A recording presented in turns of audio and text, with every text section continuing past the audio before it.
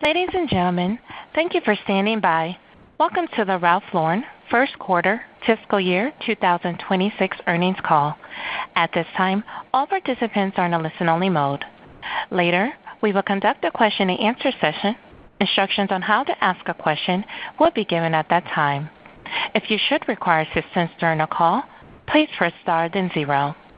As a reminder, this conference is being recorded. I'd now like to turn over the conference to our host, Ms. Karina Vandergins. Please go ahead. Good morning, and thank you for joining Ralph Lauren's First Quarter Fiscal 2026 Conference Call. With me today are Patrice Louvet, the company's President and Chief Executive Officer, and Justin Picicci, Chief Financial Officer. After prepared remarks, we will open up the call for your questions, which we ask that you limit to one per caller. During today's call, our financial performance will be discussed on a constant currency adjusted basis. Our reported results, including foreign currency, can be found in this morning's press release. We will also be making some forward-looking statements within the meaning of the federal securities laws, including our financial outlook. Forward-looking statements are not guarantees, and our actual results may differ materially from those expressed or implied in the forward-looking statements. Our expectations contain many risks and uncertainties. Principal risks and uncertainties that could cause our results to differ materially from our current expectations are detailed in our SEC filings. To find disclosures and reconciliations of non-GAAP measures that we use when discussing our financial results, you should refer to this morning's earnings release and to our SEC filings that can be found on our investor relations website. With that, I will turn the call over to Patrice. Thank you, Corey. Good morning, everyone, and thank you for joining today's call. We are encouraged by our strong start to the fiscal year with first quarter results that exceeded our expectations across the top and bottom line. In the midst of a highly dynamic global operating environment, our growing brand desirability, diversified drivers of growth, and muscles of organizational agility and executional excellence are standouts as we continue to deliver on our long-term strategic priorities. This quarter's performance underscores the power of our iconic brand with a unique ability to reach across geographies, cultures, genders, and generations of consumers, the breadth and appeal of our lifestyle portfolio of products with timelessness, value, and quality more relevant than ever, and our proven key city ecosystem model as we continue to expand and elevate across every consumer touchpoint to be even more personal, more engaging, and more digitally connected. Our strong first quarter results were once again broad-based, driven by every geography and channel. We delivered double-digit top-line growth in both Asia and Europe, and high single-digit growth in North America, with global comps up 13%. This exceeded the expectations we laid out in May, even as we chose to reinvest back into our marketing, digital, and ecosystem initiatives and return cash to our shareholders. This strong early performance gives us confidence to take up our full-year guidance, even as we remain cautious on the second half of the year due to potential tariff-related pressures on broader consumer behavior. Despite macro headwinds, we remain well-positioned, and we are on offense based on our continued commitment to invest behind our brands and market share gains, our strong and growing geographical presence, largely concentrated in our key cities in each region, and our relentless focus on improving technology, AI, and analytics to better serve our consumers and drive greater efficiencies in our business, all underscored by our balance sheet and operating discipline. Let me review a few highlights from the quarter, where we drove continued progress across our three long-term strategic pillars.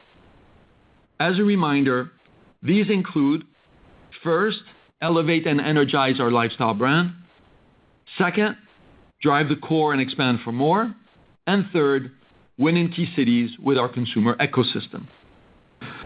Starting with our efforts to elevate and energize our lifestyle brand. The Ralph Lauren brand remains one of our most powerful assets, sitting at the epicenter of culture and inspiring people all over the world to step into their dreams.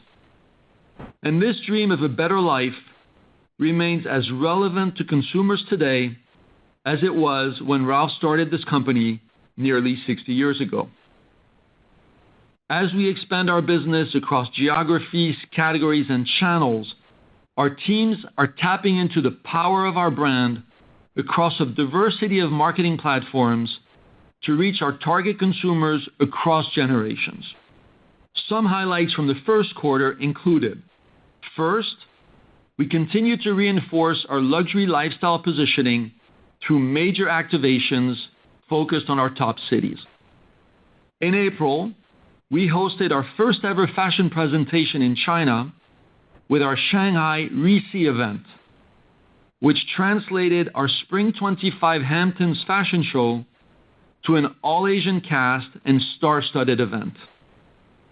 This was coupled with an innovative live shopping event on Douyin and 360-degree takeover across our stores, outdoor, and digital media. In addition to delivering a new record high for our China Q1 sales, the campaign drove over 64 billion impressions with strong customer acquisition. This was followed by our Fall 25 Modern Romantics Women's Collection fashion show here in New York City, showcasing the easy elegance of relaxed tailoring with meticulous attention to detail and materials. And in June, we hosted our Spring 26 Men's Purple Label show in Milan, marrying timeless craftsmanship and sophistication with the spirit of adventure. Beyond the runway, we delivered iconic celebrity moments, from dressing Beyoncé on her Cowboy Carter World Tour to Usher and Tyson Beckford wearing custom Purple Label looks at the Met Gala. And most recently, we reinforced our leadership in the world of sports with another successful Wimbledon sponsorship, where we drove the highest media value across all brands present and 43 billion global PR impressions, a more than 40% increase to last year. These activities are driving strong, sustainable growth in new customer acquisition and engagement. In the first quarter, we added 1.4 million new customers to our DTC businesses, a mid-single-digit increase to last year, driven by digital and full-price store customers, and continuing to skew more toward women, luxury, and next-generation younger cohorts. And we increased our social media followers by high single digits to nearly 66 million, led by Instagram, Line, Douyin, and TikTok. Moving to our second key initiative, drive the core and expand for more. Ralph and our design teams continue to create beautiful products that serve our customers' modern lifestyles, all while staying true to what we stand for: authenticity, quality, and sophisticated, timeless style. This is more important than ever as consumers look to brands and styles that they know and trust, that will last, and deliver a compelling value proposition. Our growing value perception, together with our strong pricing power, gives us confidence in our ability to continue on our elevation journey.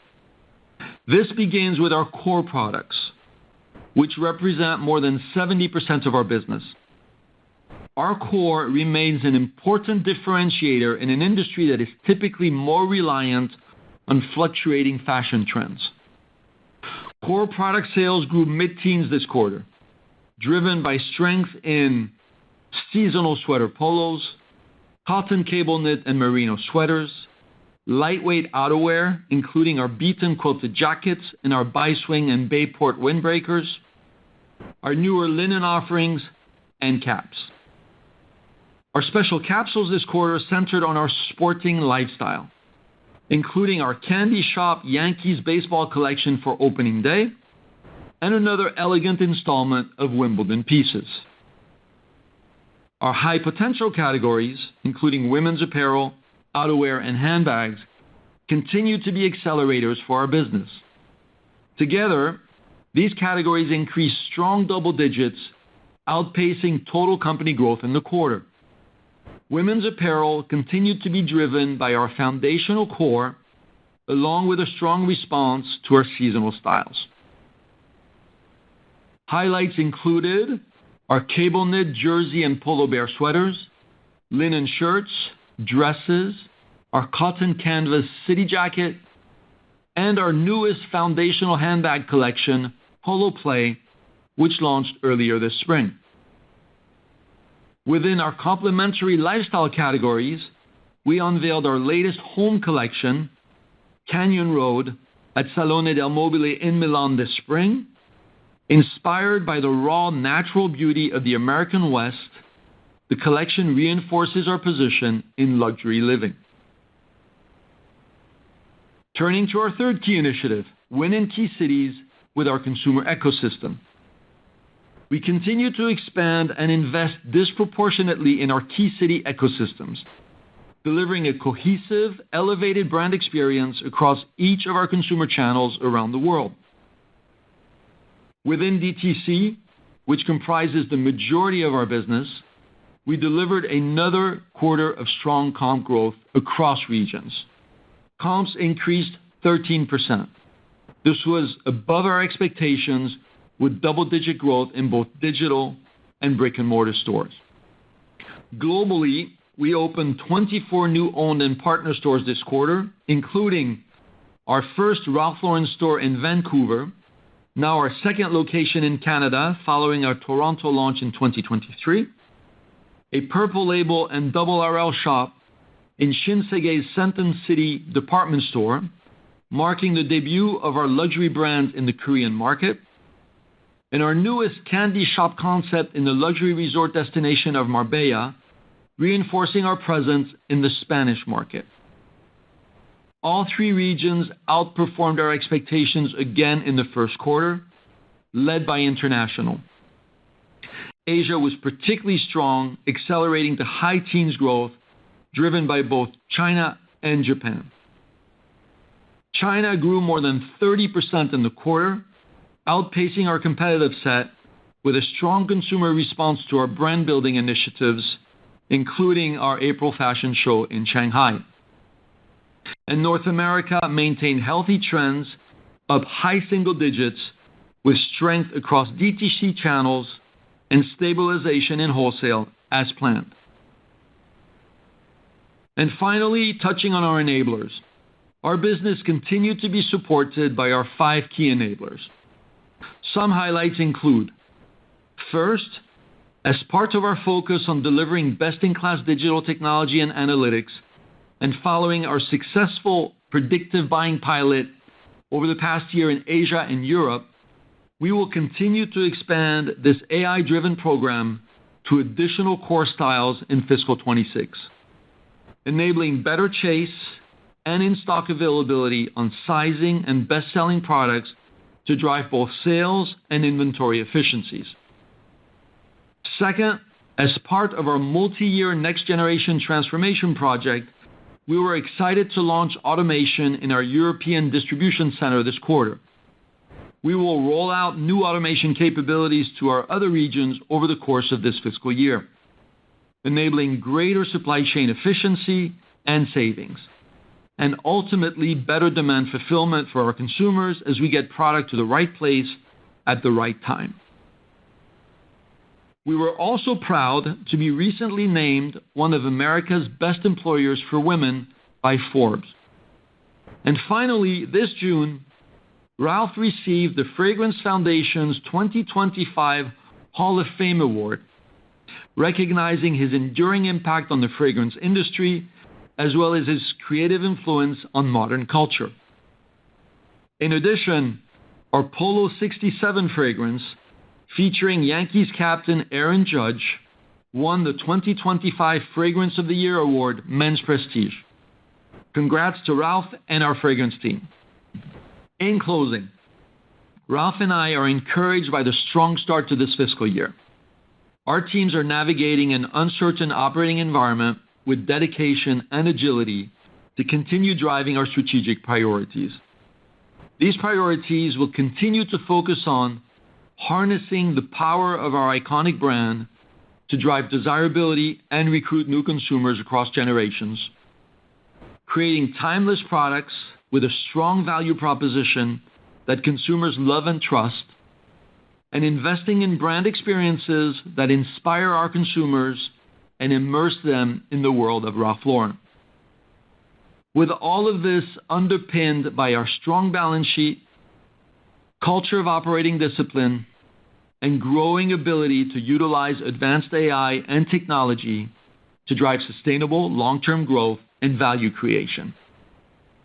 We hope you'll tune into our Investor Day this September to hear more from our talented leadership team about the next leg of our Next Great Chapter journey. And with that, I'll hand it over to Justin, and I'll join him at the end to answer your questions. Thanks, Patrice, and good morning, everyone. We delivered a strong start to fiscal 26, with continued progress on our long-term strategic priorities and first quarter results exceeding the expectations we laid out in May. Revenues were ahead of our outlook, led by international, underscoring our growing brand desirability and ability to connect authentically with consumers around the world.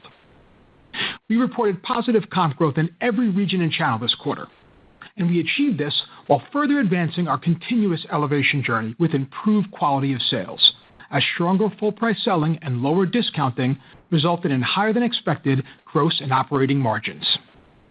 This performance was a testament to the incredible passion and dedication of our teams, who are executing with excellence amid what continues to be a highly dynamic global operating environment, the strength of our balance sheet and our agile, diversified supply chain, which we built to both mitigate global disruptions and support our long-term growth, and the diversity of our strategic growth drivers across geographies, channels, lifestyle categories, and consumer demographics. This quarter's solid performance and our continued momentum give us confidence to raise our full-year outlook, even as we remain cautious on the broader macroeconomic backdrop, primarily in the second half of the fiscal year. But first, let me walk you through our financial highlights from the first quarter, which, as a reminder, are provided on a constant currency basis. Total company first quarter revenue growth of 11% was above our high single-digit outlook, led by strong performance in our direct-to-consumer channels. This year's later Easter shifted less than 1 point of sales growth into the quarter from the fourth quarter of fiscal 25, as expected. By region, Asia led our performance, with sales increasing 19%, followed by Europe up 10% and North America up 8%.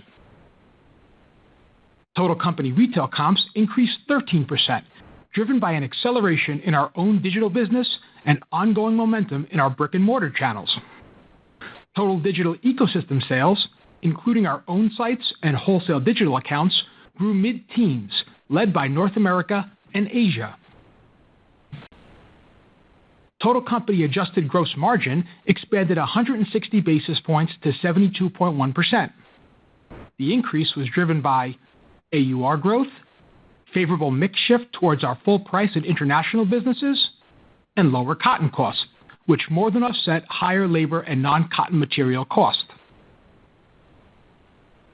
AUR increased 14% in the first quarter, exceeding our high single-digit outlook and supported by strong full-price selling trends, reduced discounting, and favorable channel and geographic mix. We currently expect high single-digit AUR growth for the second quarter of fiscal 26.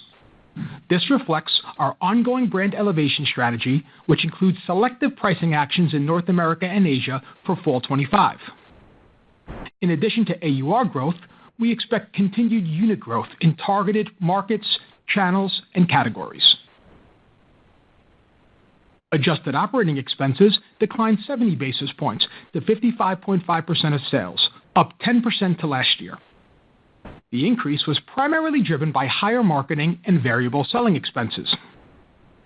First quarter marketing investments increased to 7.5% of sales, from 6.7% last year, supporting our always-on cadence of activations in each region, as Patrice discussed. We still expect marketing as a percentage of sales to be approximately 7.3% in fiscal 26. First quarter adjusted operating margin expanded 230 basis points to 16.6%, with operating profit increasing 29%, both ahead of guidance. Moving to segment performance, and starting with North America, first quarter revenue increased 8%, above our expectations due to strong performance in our direct-to-consumer business. In North America retail, first quarter comps increased 12%, led once again by our Ralph Lauren stores. Digital comps increased 19% on strong brand momentum as we advance our investments in site enhancements and optimize our merchandising and marketing. In North America wholesale, revenue increased 2% as we continue to take market share in what remains a broadly volatile channel. Full price sellout was ahead of sell-in this quarter, supported by solid core replenishment trends. Our digital wholesale business continues to perform well, with sellout up double digits. While we are encouraged by our stabilized trend in the channel over the past year, we are maintaining our cautious outlook for fiscal 26, given the potential macro pressures across the broader North America market. We plan to exit another 90 to 100 wholesale doors in fiscal 26, with approximately half of these related to Hudson's Bay. Moving to Europe. First quarter revenue increased 10%. This was ahead of our expectations, driven by balanced growth across our retail and wholesale channels. The majority of our key markets delivered growth in the quarter, led by Germany, France, Italy, and Spain, reflecting strong brand and product momentum. Europe retail comps increased 10% to last year, with balanced growth across our stores and digital channels. Our Europe digital ecosystem grew mid-single digits on top of a solid compare in the previous year. Europe wholesale also increased 10%, driven by continued momentum across both our spring seasonal offering and reorders of core product. We continue to expect full-year revenue growth for Europe to be at the high end of mid-single digits and meaningfully weighted to the first half of the year. We continue to anticipate significant deceleration in the second half based on, first, a planned shift in wholesale receipts this year from chase reorders to pre-order bookings to service full-price demand more effectively, and second, the lapping of last year's timing shifts related to the Red Sea disruption. Turning to Asia. First quarter revenue increased 19%, exceeding expectations, with every key market contributing to growth.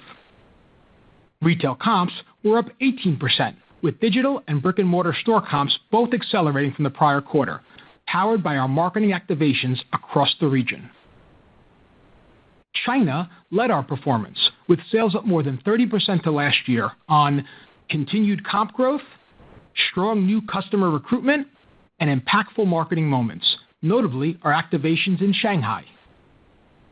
Sales in Japan, our largest market in the region, increased high teens to last year, driven by strong full-price selling and reduced discounting, along with continued tailwinds from foreign tourism. Moving to the balance sheet. Our strong balance sheet and cash flow generation have been key enablers of our fortress foundation, supporting investments in our strategic growth drivers while maintaining our commitments to shareholders. We ended the quarter with $2.3 billion in cash and short-term investments and $1.6 billion in total debt. Net inventory increased 18% to last year, reflecting strong global demand for our products, strategic receipt pull forwards, including to mitigate the impact of tariffs in North America, and foreign currency headwinds. Excluding tariff-related actions, inventory growth for the quarter would have been approximately in line with revenue growth. We expect inventories to moderate progressively as we move through the year and to end fiscal 26 roughly aligned with revenue growth. Looking ahead, our outlook remains based on our best assessment of the current operating environment, geopolitical backdrop, and macroeconomic trends. This includes tariffs and other inflationary pressures, supply chain disruptions, and foreign currency fluctuations, among other considerations. Given the high level of volatility in the current context, our outlook continues to be subject to change as trade dynamics and other macro factors continue to evolve. For fiscal 26, we now expect constant currency revenues to increase low to mid-single digits, up from low single digits previously, led by growth in our Asia and Europe businesses. We continue to expect this year's performance to be heavily weighted to the first half, with first half revenues now assumed up roughly high single to low double digits in constant currency. Foreign currency is currently expected to benefit revenue growth by about 150 to 200 basis points this year, based on the weaker U.S. dollar, notably versus the euro and Japanese yen. While our consumer trends remain consistent with recent quarters, we continue to take a more cautious view on the second half of the year. This is largely based on the potential impact of tariffs and related industry-wide price increases in the U.S. We now expect operating margin to expand approximately 40 to 60 basis points in constant currency compared to our prior guidance of a modest increase. We continue to expect operating margin expansion to be primarily driven by operating expense leverage. Based on our strong Q1 performance and latest view of the tariff landscape, we now expect gross margins to be up slightly to last year, with AUR growth, discount reductions, and favorable geographic and channel mix offsetting negative impacts from tariffs and non-cotton material costs.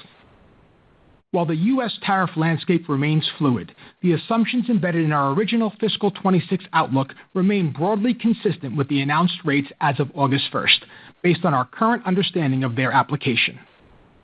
And we will continue to leverage our proven toolkit to actively manage cost inflation headwinds as they emerge.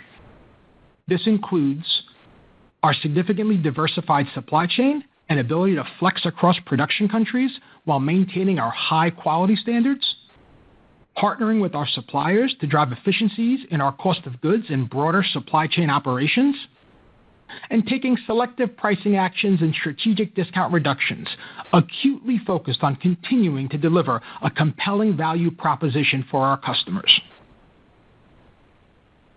Foreign currency is now expected to benefit gross and operating margins by about 10 and 40 basis points respectively in fiscal 26. For the second quarter, we expect constant currency revenues to increase approximately high single digits. Foreign currency is expected to benefit revenues by approximately 100 to 150 basis points. We expect second quarter operating margin to expand approximately 120 to 160 basis points in constant currency, largely driven by operating expense leverage and reflecting a more normalized level of marketing investment following last year's Olympics. Foreign currency is expected to benefit gross and operating margins by about 10 and 20 basis points respectively in the second quarter.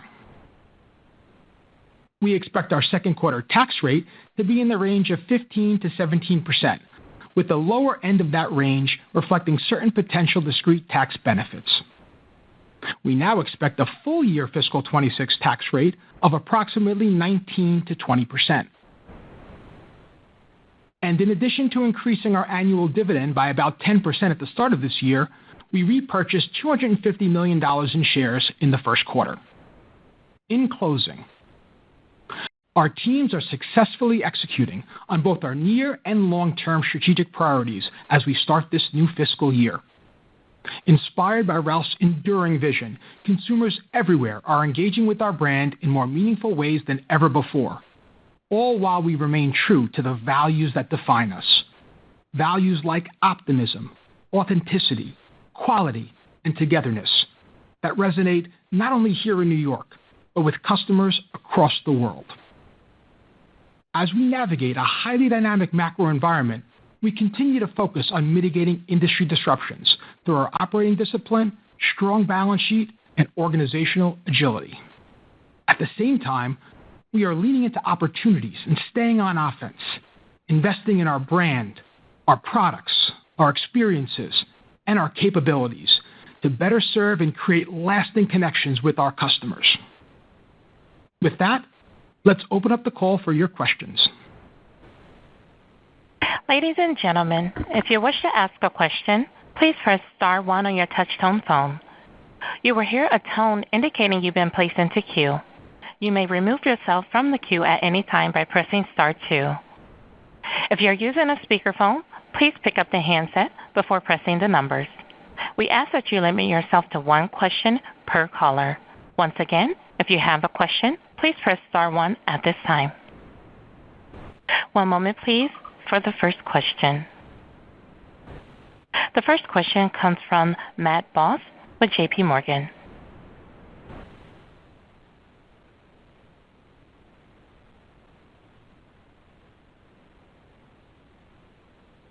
Hi, Matt.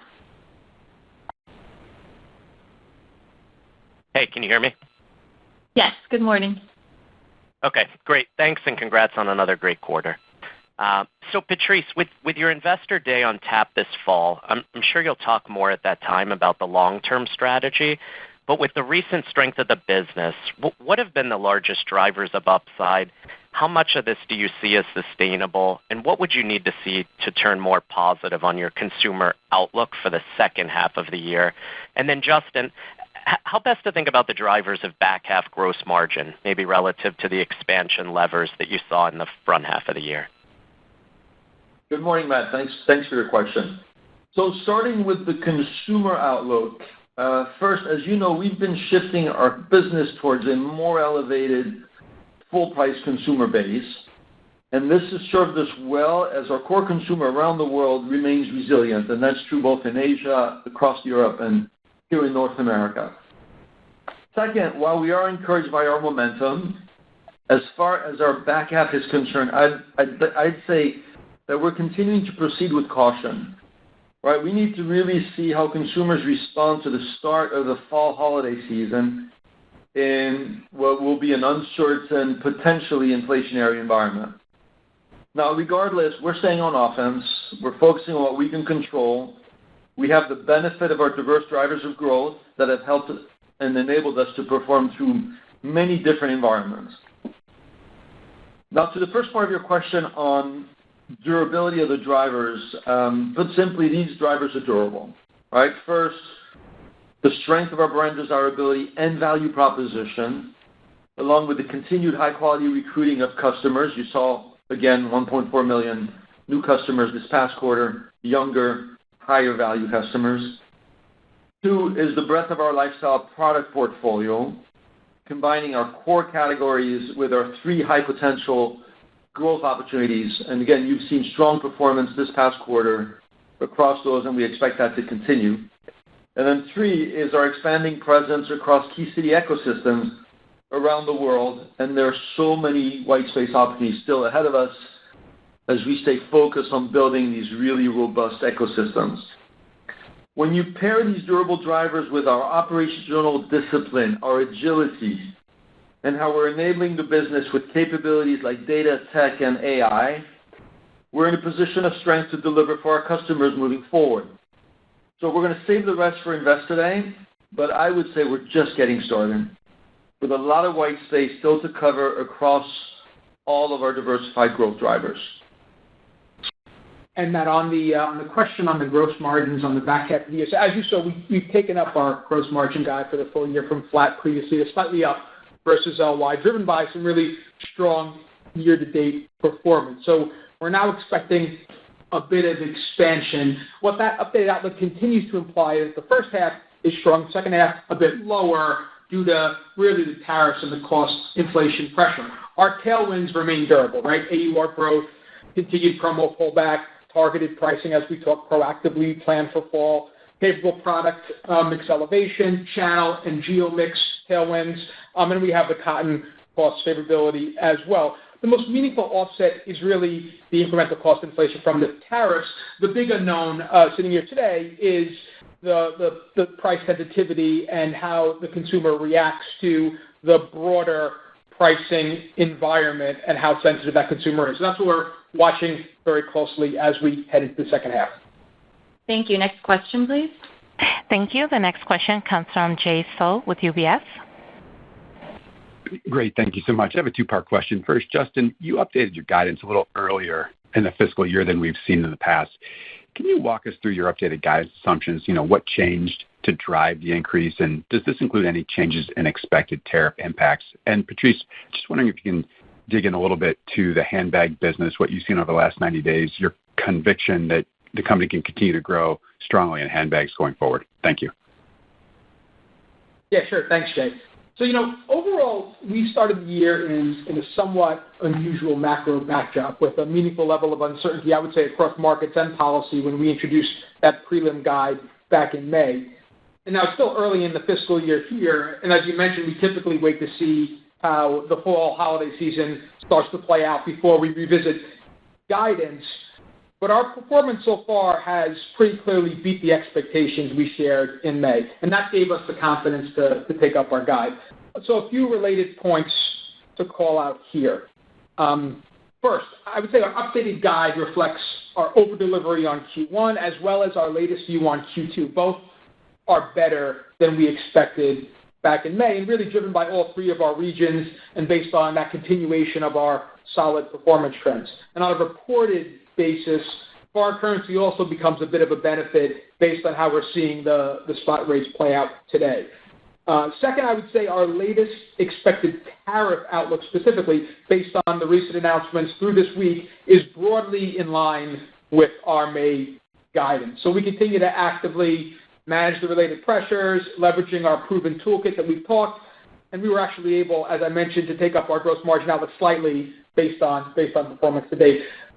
Lastly, I would say our view on demand for the back half of the year really remains unchanged at this point. You heard from our prepared remarks. We're still assuming a cautious outlook for the second half based on a number of drivers, from interest rates to consumer confidence and reaction to price inflation, as I just talked. I'd say there's generally still less visibility on the macros as we go into the back half of the year. Now, if this second half scenario doesn't materialize and we see our current momentum continue, we know we've got the supply chain in place to chase into demand across all of our regions. You saw us do in the prior years and more recently in the quarter we just wrapped. And our plan, as we've been talking, is to continue to update the street as the environment that we're operating evolves, just given how dynamic things are right now. Now, our focus, as Patrice mentioned earlier, staying agile, staying on offense, and through times like these of uncertainty and disruption, lean into what we can control and take advantage of opportunities. Good morning, Jay. So handbags, very exciting category for us. As you know, one of our three high potential categories, and we'll talk more at Investor Day, but the size of the opportunity is very meaningful for us, and we're in the very early stages of development. We have a pretty unique portfolio with a three-brand offering between Polo, Lauren, and Collection. We have been able to build some foundational propositions across all three that are really delivering very nice results, including over the past 90 days, to your question. And we're coupling that with innovation, including the Polo Play launch that came out recently, which is seeing a very strong initial response, and we're excited to see that it's actually coming as designed incremental to Polo ID, including Collection, the Ralph bag, which is also getting a very strong response. So foundational businesses, innovation that's really kicking in nicely, and you can expect that we will continue to iterate on these platforms as we build these strong long-term pillars. The third thing I would say is I think what's resonating with consumers with these propositions is, one, they complement the overall lifestyle for the women that we are engaging with, and at the end of the day, we are a lifestyle brand. But second is their value proposition is really well positioned within the current market, and I think we're seeing both across Lauren, particularly on Polo, and Collection, a positioning that's really resonating from a pricing and positioning and AUR standpoint with consumers. And then, listen, we're still in early stages in terms of building capability for this category. We have a great design team. We have a new strengthened merchandising team on this business. We're continuing to build muscle on how to engage consumers, how to tell stories, how to integrate bags across everything that we do. So early innings, strong momentum, and very promising future for this category. Great. Thank you. Next question, please. Thank you. The next question comes from Michael Binetti with Evercore ISI. Hey, guys. Let me add my congrats on a nice quarter. I guess jump ball, but second quarter guidance, a lot better than we had expected. Glad to see it. I know there's a little bit of FX helping out, but if we just zero in on where we're seeing some of the better momentum in the brand by geos or categories and what you were thinking 90 days ago, I think it would help. And then I'm just curious how you're looking at Europe. It's been such a nice contributor to the upside over the last year. I guess a little bit slower here, and it sounds like, Justin, you said the guidance this year is heavily weighted to the first half. Can you just talk us through kind of the go-forward thinking on the growth rates in Europe and why the expectation is to slow down? Sure, and thanks for the question, Michael. When it comes to guidance, so solid Q1 results, and I think the momentum that we saw in Q4 really carried in to Q1. When you think about that sort of what we've seen play out, it's really been DTC leading the charge, acceleration in digital, wholesale growth continuing, and the growth has been pretty broad-based. Think about that Q2 guide of up high single digits. Really expect, DTC to continue to lead the growth and our international momentum to continue. From a wholesale perspective, continue to expect sell-in to roughly align to sell out, although we are cautious on that channel in North America given the broader macros. But I would say, from an international perspective, continued momentum into Q2. From a North America perspective, I think as we move through the quarter, one of the things that we're going to see is that broader pricing environment play out in the U.S., and we'll get a read on that consumer elasticity to the price increases. So it does include some increased pressure from cost inflation and pricing as we move through the quarter and get into fall selling for North America specifically, though we do still expect North America to grow in Q2. I would say on the EMEA front, so we're really seeing some pretty broad-based balanced strength in EMEA. So our Q1 results, double-digit growth in constant dollar, and that really above our expectations across retail and wholesale. From a market perspective, we had growth in Italy and France and Spain and Germany. All of our key markets substantially were growing. Strong double-digit retail comps and balanced. So brick and mortar and digital both contributing. Really strong quality of sales as well. So this big discount rate pullback, solid AUR growth, and wholesale continues to be strong. Now, we did see a bit of a benefit due to the prior year Red Sea timing shift, but still a really strong underlying trend there in that wholesale business, and we're seeing strong both spring seasonal shipments and also reorders. So we're elevated in our brand positioning in Europe. We're seeing strong performance really across markets and channels. And as we think about the outlook as we move forward, we expect that momentum to continue into the second quarter. And as we get more fully into the year, we do expect some pressure and a deceleration based on those timing shifts that I mentioned in my prepared remarks. Next question, please. Thank you. The next question comes from Dana Telsey with Telsey Advisory Group. Good morning, everyone. So nice to see the progress. When you think about the regions a little bit, just expanding further, in North America, what did you see from full price and the outlet channel trends? Was there a difference in performance? And how is the AUR at wholesale? And then the acceleration in China is notable. Anything to call out there? And just lastly, as you mentioned, second half, how are you thinking about pricing actions and supply chain diversification? Thank you. Great. Thanks very much for the question. So, in the first quarter for North America, we saw strength really across both our full price stores and our outlet stores. So strong comps across both. Really, the momentum we saw in Q4 really continued into Q1. Our full price stores continue to lead our performance. And again, a couple of things to call out there. We saw really strong quality of sales, AUR leading the growth story, promotional discounts declining meaningfully to last year. And so you see that our elevation strategy really, really cutting through in that channel. I think from, when you think about traffic and other retail KPIs, higher basket size, I mentioned higher AUR, I would say stable traffic trends on the full price side. I think we saw some traffic pickups. And, we're seeing both we're seeing our core consumer, which is really a full-price consumer in both of those channels, continue to be resilient and to choose Ralph Lauren. And then I think when you think about just the other piece to the North American story is digital, which we did see a nice acceleration in the quarter, and that's due to some of the interventions we've made on RalphLauren.com, our U.S. site, which have picked up traction and drove a really strong comp sales growth. Good morning, Dana. On the China front, as you know, China is one of our key white space expansion priorities moving forward. This past quarter, Greater China represented 9% of total company, so we're encouraged by how we're making progress. A few years back, you'll recall we were closer to 3 to 4%. So good momentum there. Continue to have major opportunities moving forward. When you look at what drove the plus 30% this past quarter, it's really the implementation of our strategy across the 3 pillars, and the team on the ground is doing an outstanding job bringing these choices to life.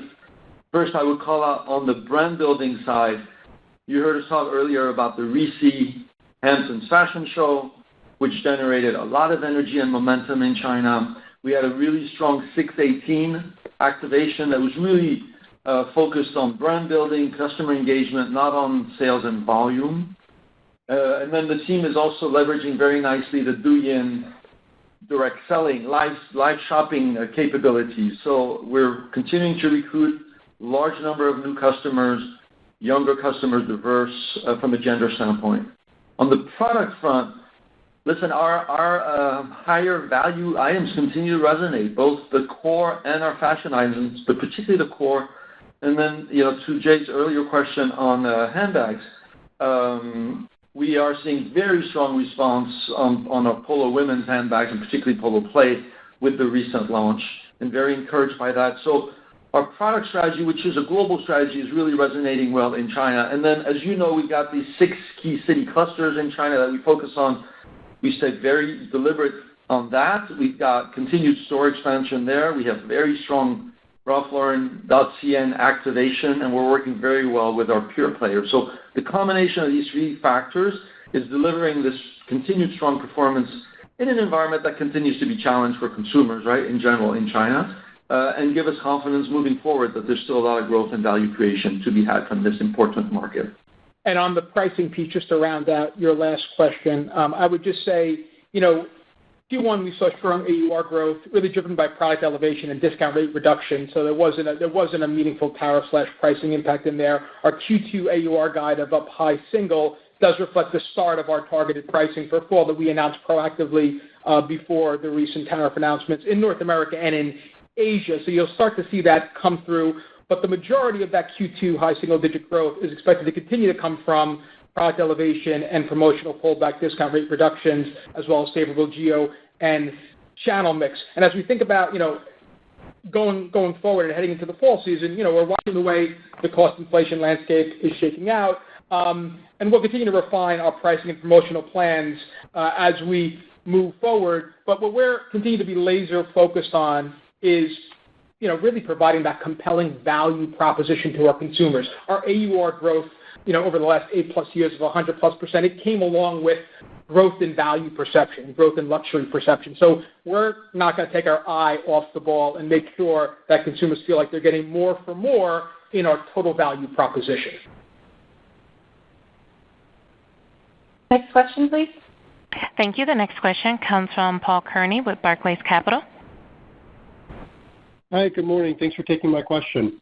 On inventory, can you comment on how much of the increase in inventory was driven in response to tariffs? And is there any color you can provide on inventory by region? And what are your expectations through the remainder of the year for those levels to align with sales? Thank you.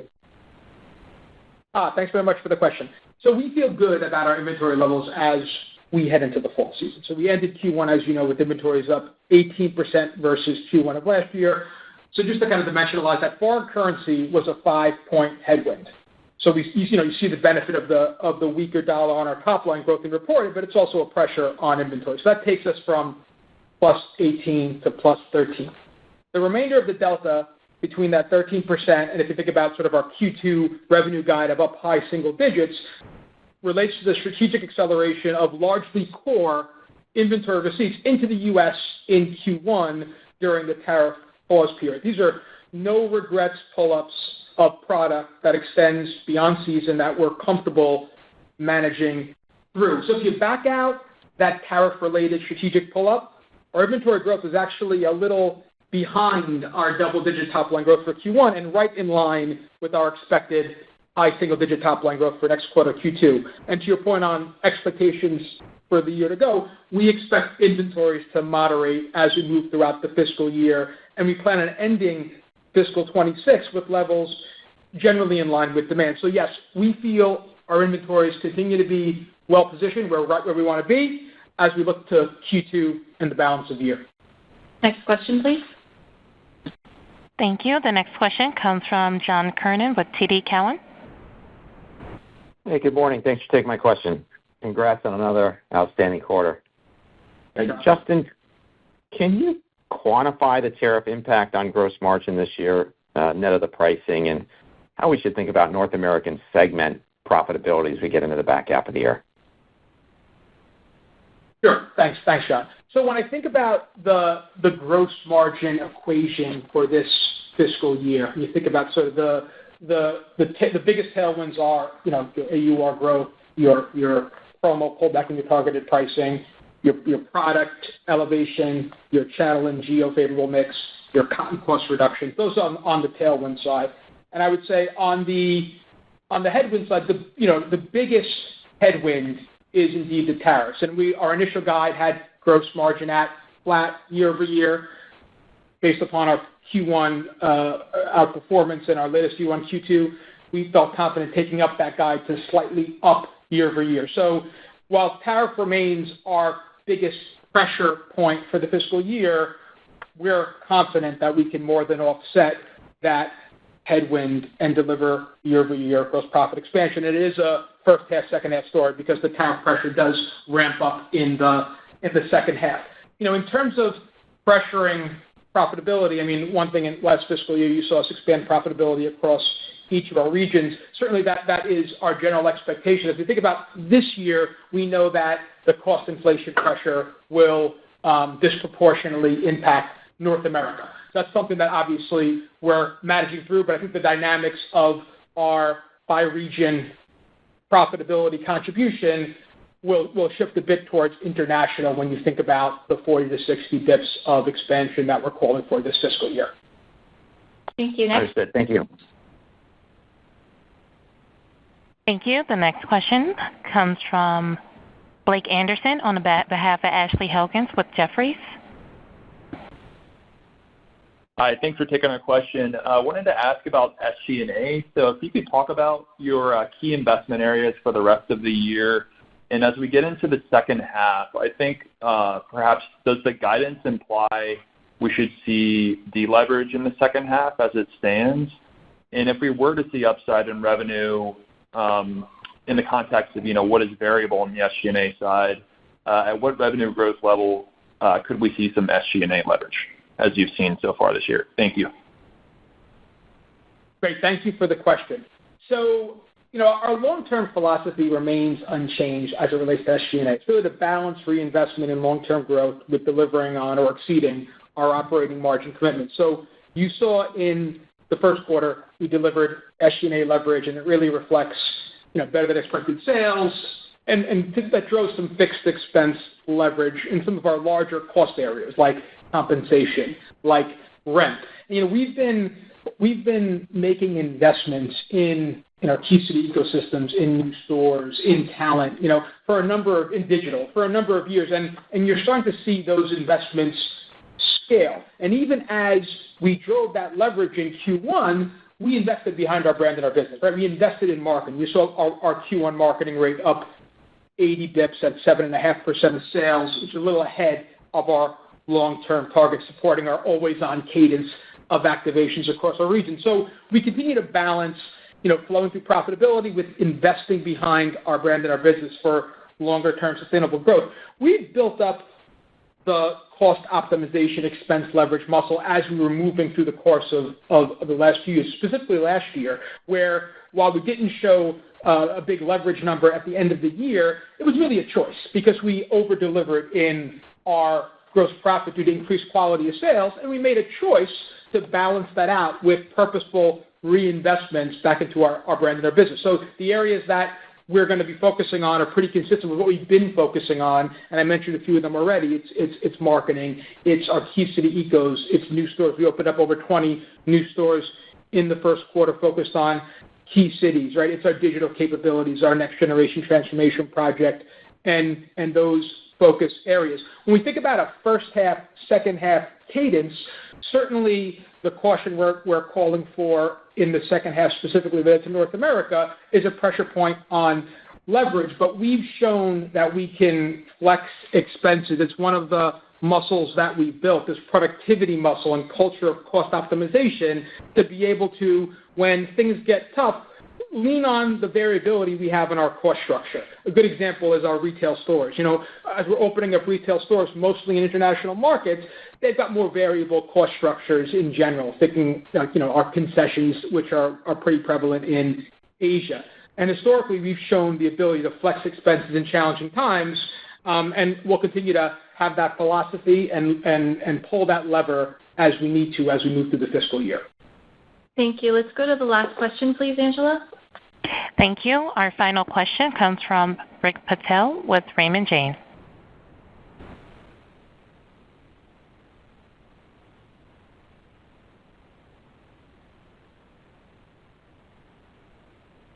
Is that line muted, Angela? Your line is open. Oh, thank you. Good morning, and congrats on the progress here.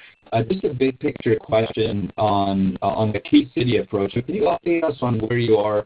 You've made some really great progress in the cities that you've focused on already. So just curious about the runway you have to do better there. And then how do we think about the opportunity to move on to new key cities over the next few years? Well, you're going to have to come mid-September to Investor Day to hear the full story, Rick. But just to give you some perspective today, so we've called out top 30 cities, and we continue to see opportunities across these and very meaningful opportunities. London being our most recent example, whereas we kind of mapped out the different segments of the London core and neighborhoods, we identified further opportunities to expand our footprint. So I think you can expect that we will continue to lean in to these top 30 ecosystems for many years to come, and then we'll talk about, when we get together in September, how we think about the next tranche and how we want to approach that. So we'll see you in mid-September. All right, with that, thank you everyone for joining us today. We look forward to seeing you at our Investor Day in New York City, and until then, take care and have a great day. Ladies and gentlemen, that does conclude your conference for today. Thank you for your participation. You may now disconnect.